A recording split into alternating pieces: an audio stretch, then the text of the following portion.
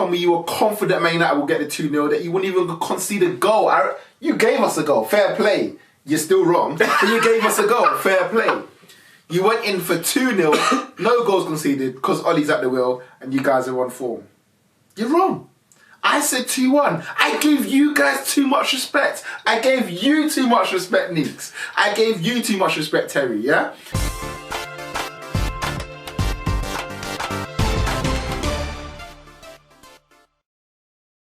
Listen, the smoke don't end here. When I said the smoke does not end here, because I've got one last thing to say. Terry Flewers. And I like Terry Flewers. I do. He's very respectful. When he came at the end of the game and said, you know what, fair play, we lost. I'm not blaming the referee, I'm not blaming whoever, Arsenal played well, we lost. Arsenal fans, you got to respect Unai Emery, because a lot of people give him stick. Last week on the YouTube channel, Charmer, Emery out, get him out, on Instagram. Yeah, on Instagram, get him out. He's got to go. A lot of fans reacting. A lot of fans quick to get Emery out. But then now Emery's winning games. I'm at him, man, and I can't even get a reply to say, well, he's doing well. Give him a break. Anyway, so I respect that. But you see, before the game, I was confident, and in the preview, I was very confident. I said, I am confident. I said, Arsenal have lost the game at the Emirates since the first game of the season in the Premier League. And Terry had the cheek to compare my confidence to R. Kelly's interview. I remember in the preview, yeah. He compared my confidence to the confidence of R. Kelly. He said, I'm as believable as R. Kelly was in his interview that he gave the other day, where he tried to tell man what he is. Now, you see, Terry, this is why I have to say, believe in your team, innit? Now, you believed in your team, you were at 2-0, you told me you were confident Man United will get the 2-0, that you wouldn't even concede a goal. You gave us a goal, fair play. You're still wrong, but you gave us a goal, fair play. You went in for 2-0, no goals conceded, because Ollie's at the wheel, and you guys are on form. You're wrong. I said 2-1. I gave you guys too much respect. I gave you too much respect, Neeks. I gave you too much respect, Terry, yeah? And I just need to, what I need to say now is, there it is, innit? There it is on the plate. There's the victory. And lastly, we had the last debate, the very last part of the debate, was it Aubameyang or Rashford? That was it, isn't it? That was the last part of the 11. It was. Aubameyang or Rashford. And I was shocked. I personally was shocked that there was an argument. It was a call for Aubameyang. Adam made a call. I made a call for Ramone, and I went over to you guys, and you guys, Mummy, Rashford has to be in. And I said, listen, I like Rashford. He's a talented youth, and he probably will become world class in his time. I even believe he will become world class. Now, whatever world class happens to be at that time, it might not be the world class of right now, but I think he'll get to that level, on Mbappe's level, maybe, if he keeps it up. But as it is right now, you can't get in over Aubameyang. You can't do it. And I know he didn't have a penalty to even it up with the scores. But, as you said, a clear goal-scoring opportunity for Rashford. And you were 2-0 down. But you've got to put the ball in the back of the net. And Aubameyang, when the chips were on his shoulder, when he missed the penalty last week, the cheek of the guy to do the exact same penalty, to put the ball on the spot, to look David De Gea in his eyes, the best goalkeeper in the world, as some may say. Others may deny and say, as others. But the majority may say the best goalkeeper in the world, who's already made a poor mistake, to just wait for him to go early. And he looked at him in his eyes, and he said, you know what, boys?